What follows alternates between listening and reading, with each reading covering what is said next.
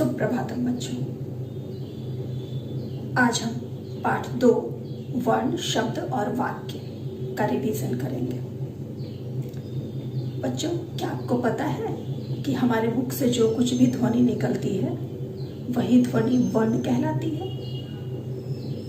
अर्थात हमारे मुंह से निकला हुआ कोई भी ध्वनि या स्वर जो अ, ब, स, द, कोई भी ध्वनि यही वर्ण कहलाता है।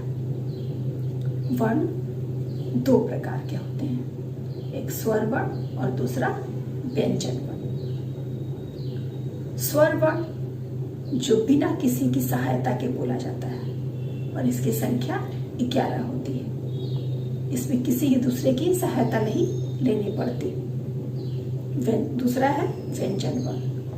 व्यंजन वर्ण इसकी संख्या 33 होती है, लेकिन इसके उच्चारण में स्वर वर्ण की सहायता लेनी पड़ती है। स्वर वर्ण का प्रयोग व्यंजन वर्ण के साथ मात्रा के रूप में होता है। चलिए, अब आप समझ गए कि वर्ण किसे कहते हैं, स्वर वर्ण क्या है और व्यंजन वर्ण क्या है। अब हमारा टॉपिक क्या था? शब्द। वर्ण के बाद हमारा था शब्द और वाक्य। तो चलिए अब हम लोग चलते हैं शब्द की ओर। इस शब्द का निर्माण कैसे हुआ है? शब्द जो है सो 2 या 2 से अधिक वर्णों के मेल से बना है। जो वर्ण है वही आपस में मिलकर शब्द बनाते हैं, लेकिन शब्द सही होना चाहिए, यानी कि शब्द का कोई अर्थ भी होना चाहिए। तो ऐसे वर्णों का समूह जो है वो शब्द कहलाता है। ऐसे वर्णों का मेल शब्द कहलाता है। अब हमारा अगला टॉपिक है वाक्य। अब आप तो समझ गए कि ध्वनि क्या है, स्वर क्या है, व्यंजन क्या है, और इसके साथ साथ आपने जान लिया कि शब्द क्या है। तो आप समझ गए कि शब्दों वर्णों के मेल को शब्द कहते हैं, तो उसी तरह शब्दों के मेल को वाक्य कहते हैं। छोटे छोटे शब्द मिल करके या अनेक शब्द मिल करके एक वाक्य का निर्माण करते हैं। जैसे अगर हम कोई वाक्य ले लेते हैं, मछली पानी में तैरती है, तो इसमें छोटे छोटे कितने सारे शब्द हैं?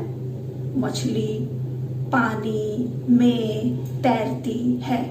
इन छोटे छोटे शब्दों को मिल करके और एक वाक्य का निर्माण हुआ है।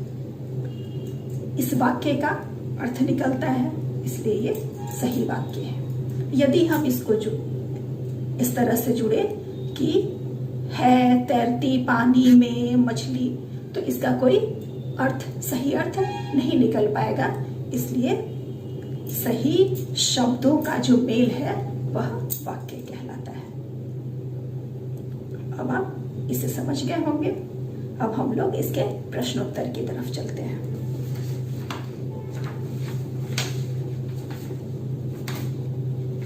और जो कुछ भी आपको समझ में नहीं आया होगा, पाठ का 2 या 3 बार अध्ययन करेंगे तो आप इसे समझ पाएंगे। अब हम लोग अभ्यास की ओर चलते हैं। अभ्यास में है कि वर्ण किसे कहते हैं। वर्ण जो है सुभाषा की सबसे छोटी इकाई होती है। तो हम इसकी परिभाषा ऐसे भी लिख सकते हैं कि भाषा की सबसे छोटी इकाई जिसके टुकड़े नहीं किए जा सकते वर्ण कहलाते हैं। या दूसरी परिभाषा हम ऐसे भी लिख सकते हैं कि शब्द जिन छोटी से छोटी ध्वनियों से बनता है उन्हें वर्ण कहते हैं। जैसे आ जुड़ म में हलंत जुड़ अ मिलकर के क्या बना? आम। अब दूसरा प्रश्न है, शब्द से आप क्या समझते हैं?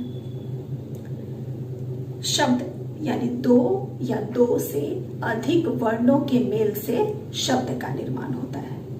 जैसे मान लीजिए केला, तो क कर के जोड़ ला, केला 2 वर्णों के मेल से बना। अब तीसरा प्रश्न है, वाक्य किस प्रकार बनते हैं? तो शब्दों के सही मेल से वाक्य बनते हैं या वाक्य का निर्माण होता है।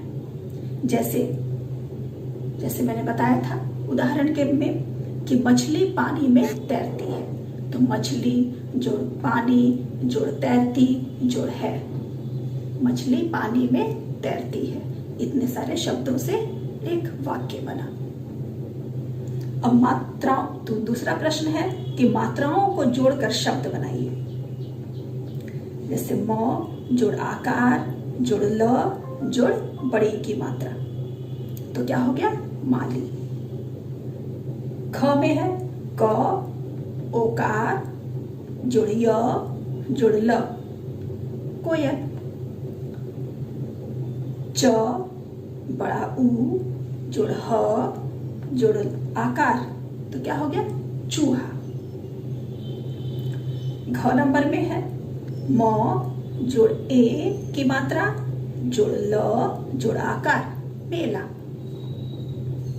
अब तीसरा प्रश्न, जिसमें शब्द जो है सो इधर उधर दिए गए हैं, मतलब सही वाक्य नहीं दिया गया है और इन्हें आपको सही शब्द को सही जगह पर ला करके वाक्य को सही बनाना है। कक्षा में पढ़ रहे हैं बच्चे, तो इसका क्या सही वाक्य क्या होगा कि बच्चे कक्षा में पढ़ रहे हैं। ख नंबर में है किताब खरीदेगा अहमद, अहमद किताब खरीदेगा। हरे रंग का है होता है तोता, तोता हरे रंग का होता है। राजा जंगल का है शेर, शेर जंगल का राजा है। इस तरह से सही वाक्य का निर्माण हुआ। अब प्रश्न संख्या 4 में चित्र दिए गए हैं, उन चित्रों को देख करके आपको लिखना है कि ये क्या है। इसके पहले भी मैंने प्रश्नोत्तर आपको कराया था, उम्मीद है आप उसे मिला लेंगे और अपनी परीक्षा की तैयारी को पूर्ण करेंगे।